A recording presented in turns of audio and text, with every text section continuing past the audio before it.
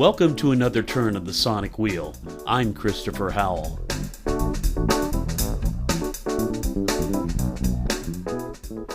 An October 2025 poll by Gallup found that confidence in the mass media is historically low.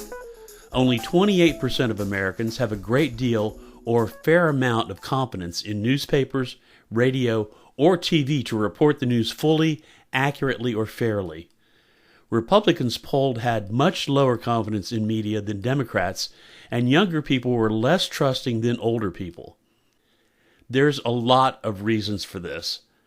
The internet has become an outrage machine where the biggest untruth is shared widely, while any correction comes too late and gets buried in the weeds. Unscrupulous people and groups now claim they're journalists. Politicians, while never truly trustworthy, tell the most outrageous and easily provable lies with impunity. AI lets anyone with no technical skill spin up a fiction complete with supporting and convincing photographs. The prime motivation of for-profit news outlets is to no longer serve their audiences with trustworthy news. And maybe people today are just more partisan and more skeptical. Trust is the coin of the realm to an ethical media organization. Every good newspaper, TV newsroom, radio news station, and now podcast or internet news outlet has a code of ethics that is strictly enforced. The Society of Professional Journalists, or SPJ, has a code of ethics that is followed by many news organizations, or it's used as a template to form custom ethics codes to serve an outlet's specific needs. I've read a number of ethics codes, but I'm really fond of this list of 5 core principles of ethical journalism from the Ethical Journalism Network based in England. Here's Honorary President and former Director Aidan White. Accuracy. Accuracy is very important. So therefore the first principle is no deceptive handling of the facts. We work in facts, so fact-based information. Secondly, there's the principle of independence. The work that you do is your own work, but it's not on behalf of anyone else. You're not there to be a spokesman for the government. You're not there to be a representative of a particular business group or a special interest group. You have transparency in what you do so that when you are speaking and dealing with your audience and producing material, you're acting independently as an independent professional. Thirdly, there is the principle of impartiality. That is to say, you recognize that there's more than one side of a story. And very often there's more than 2 sides of a story. And as a journalist, you're responsible for looking and thinking about what are the other sides of this story. And then fourthly, there's the question of humanity. As a journalist, you're expected to show humanity. And what I mean by that is you're expected to be aware of the consequences of what you publish and what you broadcast. So you have to be aware that sometimes the words you use, the pictures you show can do damage. And it's very important that when we are in reporting, we don't indulge in hate speech.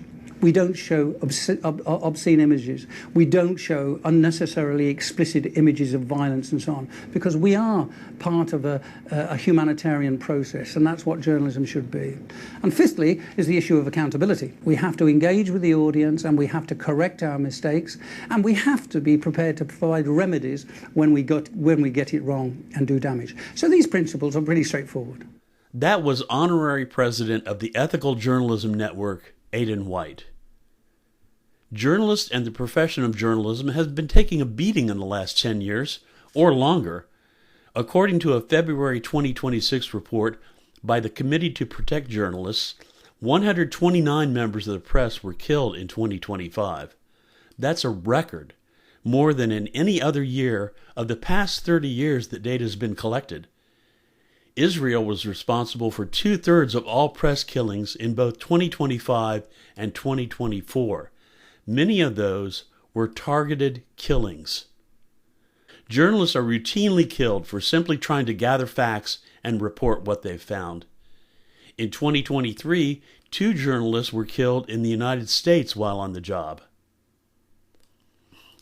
I just watched a 2003 movie called Shattered Glass about journalist Stephen Glass and his scandal at the magazine The New Republic. Forbes started questioning the facts of some of Glass's articles. It turns out he had completely or partially fabricated 27 out of 41 published stories. Glass was fired and never worked in journalism again. I point this out to demonstrate how seriously good news outlets take ethics, and to make you think about politicians and other professions with no such codes. There's a difference between journalism and news outlets. I've come to see for-profit news outlets like the New York Times and most network TV news as mostly serving their shareholders and not you. The Washington Post and CBS, both owned by billionaires, appear to be serving the oligarch class and not you. Facebook, owned by another billionaire, is a horrible place to find your news. Think of the motivations behind each news outlet. Be vigilant for fabricated news and clickbait. Look out for AI-generated news. Look out for people with an axe to grind. Be a smart, skeptical news consumer. I don't know how to restore the public's trust in mass media. Many outlets don't deserve to be trusted. NPR and ProPublica rank high on my personal list because they're both nonprofits. When you remove the profit motive, there's greater trust. Journalists get things wrong. Journalists aren't perfect.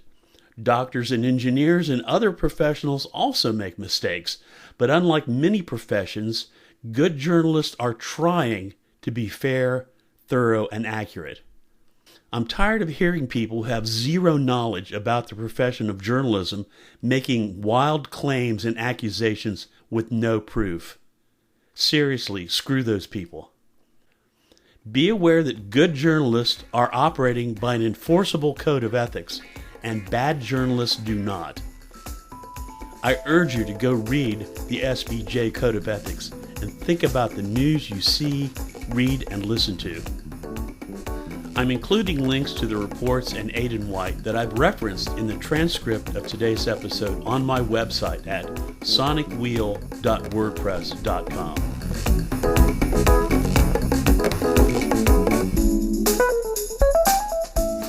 That's it for this spin of the Sonic Wheel. Thanks for listening.